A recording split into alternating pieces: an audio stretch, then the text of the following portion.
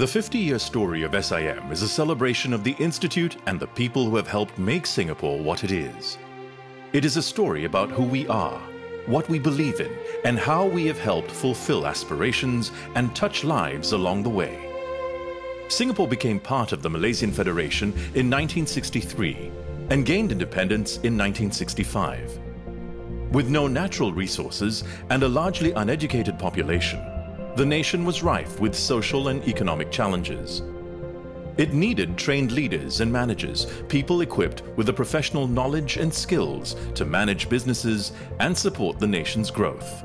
In 1964, the Economic Development Board initiated the Singapore Institute of Management, and Dr. Richard Yu was asked to lead it. Our job was to provide management education and opportunities to the middle range of managers who are all locals. SIM started out as a not-for-profit membership society with seed funding from the EDB and the Ford Foundation. To build a professional management culture from scratch, it had to be innovative, resourceful, and work closely with industry. By the end of the 60s, a portfolio of training courses had been introduced to enhance managerial capabilities as the country's workforce expanded. If we look at Singapore in the 70s, early 70s, we were a nation just coming into being. So we had, in terms of human resources, we had people, but they were not so well trained. So that's what organizations like SIM contributed to Singapore by helping to train larger and larger cohorts of people who were entering the working community. As a membership organization, SIM also became an important hub for both individual and corporate members to network and share best practices. I think when you put people in a very immersive environment, or take them out from a room, go visit a company behind the scenes, see how it works, or talk to the business owner up front, and they network with like-minded people from different industries, and that's when the magic of networking comes alive. With the economy and businesses growing fast, there was a need for more intensive management training. Although government had an adult education board, but the adult education board was providing more literacy and numeracy than skills in terms of work skills or skills in terms of academic learning. In 1973, SIM introduced a 2-year diploma in management studies. This was the first dedicated course that equipped professionals to meet increasing business demands. The DMS program was, for my cohort, the only answer to what we're looking for. And that is a program that we can get ourselves grounded in business skills. There was nothing else available. And those of us who enrolled in the program were just delighted there was something like that offered by SIM. The DMS was a breakthrough program which set the ground for SIM to move into adult higher education, and is still the foundation for numerous management and business studies today. Throughout the 70s, SIM continued to introduce many innovative learning platforms to further develop professional management practices in business executives. To address the needs of the Chinese-speaking business community, SIM subsequently introduced a suite of diploma in business studies taught in Mandarin in 1981. 因为像我们早期我们都读华文教育的，我们确实是没有像现在那些受英文教育的朋友有那么多的机会去接触整个世界上的一些资讯。那么因为在 SIM 这样的一个华文的课程上，确实是提升了我们这些华文教育，尤其是像我们这样有年级的啊。In 1984, to supplement its publicly run professional development courses, SIM set up its in-house training and consultancy unit. SIM had traditionally been giving short courses, public programs, creating awareness of what management was, supervision was. But after a little while, we felt that it would be more effective to bring this in-company. More people can be trained. It's more cost-effective in the sense that there will be more implementation, less of a learning decay.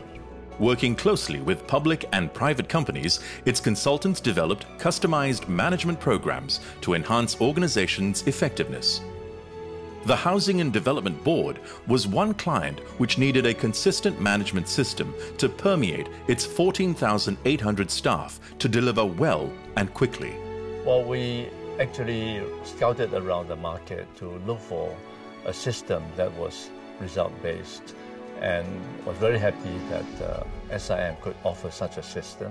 In the end, we sent something like over 300 senior officers of high potential for training, but starting with me in the first class. Rapid industrialization also created new career options for higher qualified workers, and many aspired to get a degree. In the 80s, education opportunity was quite limited for school leavers, let alone working adults. At that point in time, there were only 2 universities, out of which only one was offering management education. And after the diploma programs, our graduates were looking for further studies, especially at undergraduate level. To provide alternative higher education pathways for school leavers and working adults, SIM pioneered partnerships with prestigious overseas universities to offer their degrees locally. The first collaboration was with the University of London in 1986, followed by the Royal Melbourne Institute of Technology 2 years later. Way back in the 80s, when I started my studies, there wasn't ample opportunity for adult learners. SIM is one of the very few that offer opportunities for adult learners like me to get a degree. Having established itself as the leader in private higher education and lifelong learning, SIM was now ready to step up and play a bigger role. Recognizing its strong track record, the Ministry of Education invited SIM to facilitate a nationwide effort to upgrade teachers through a collaboration with the British Open University in 1993. The Open University degree program that SIM conducted for our teachers was a success. It was a risk, having to collaborate with an institution outside to offer degree programs, but it was a risk worth taking because SIM was a known institution with a good history. The Open University program subsequently expanded into other disciplines and further enabled working professionals to upgrade their qualifications. SIM has enabled me, I think, to accomplish a lot more things that I never imagined I can do. For example, I never imagined I can be an entrepreneur and start a business, and I'm starting to employ and create jobs for these people, and at the same time providing services for a lot of organizations in Singapore. As the world moved into the information age and our economy surged ahead, SIM continued to push forward with its spirit of innovative adventure. At the start of the millennium, the private education sector was growing rapidly. SIM had fulfilled its mission well, but needed a new direction to ride the waves of change and stay at the forefront. An organization like SIM, like all great organizations, need a sense of purpose. And I felt that actually it was unclear about its purpose because the earlier purpose of executive education was being overtaken by many other organizations which were offering the same. So our role was no longer distinctive. And I decided that with lack of clarity of purpose, with so much resources on hand, there must be, a new way forward.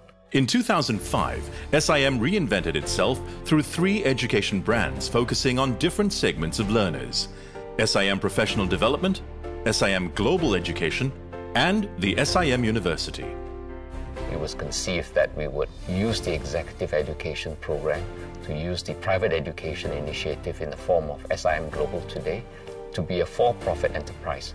So within the organization of SIM, we had a for-profit enterprise and a not-for-profit university.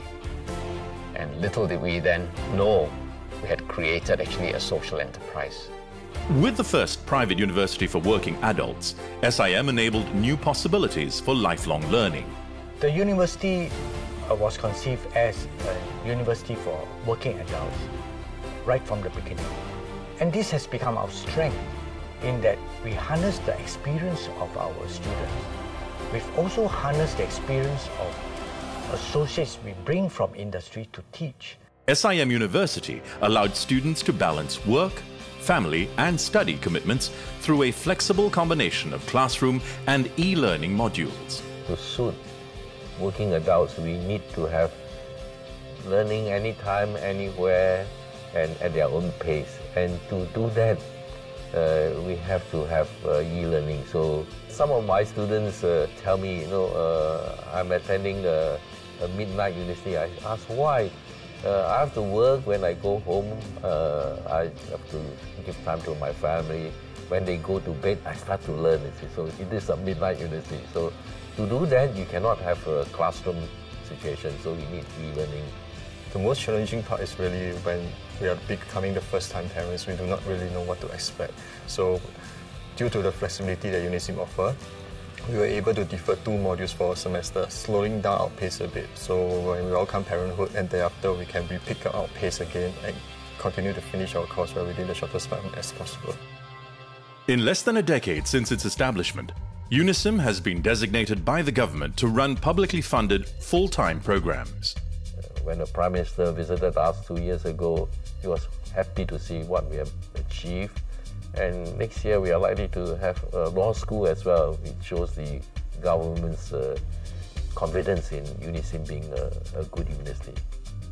To support a holistic education and prepare students for the new economy, SIM invested $300 million to double its campus size at Clementi Road by 2014.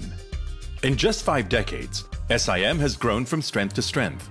It is now home to over 50,000 members, 36,000 students, and 130,000 alumni.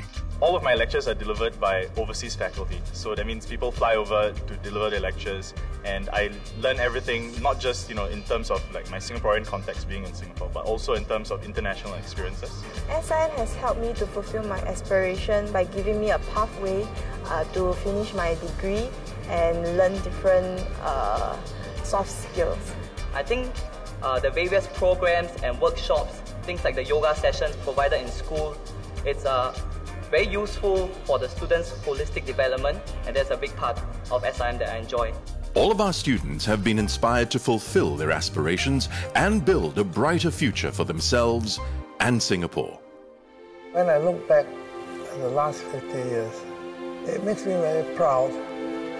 In only 50 years, we have gone from a 2-story shop house to a multi-location modern campus. Our courses have created education opportunities for all Singaporeans, which have allowed our businessmen, leaders, and innovators to compete on the world stage. If we have achieved all this in only 50 years, imagine what we will achieve in another 50. As we celebrate our first 50 years, we draw inspiration from our journey and pride in our accomplishments. We stand ready to embrace the future as we continue to further our mission in fostering leadership and management excellence through lifelong learning.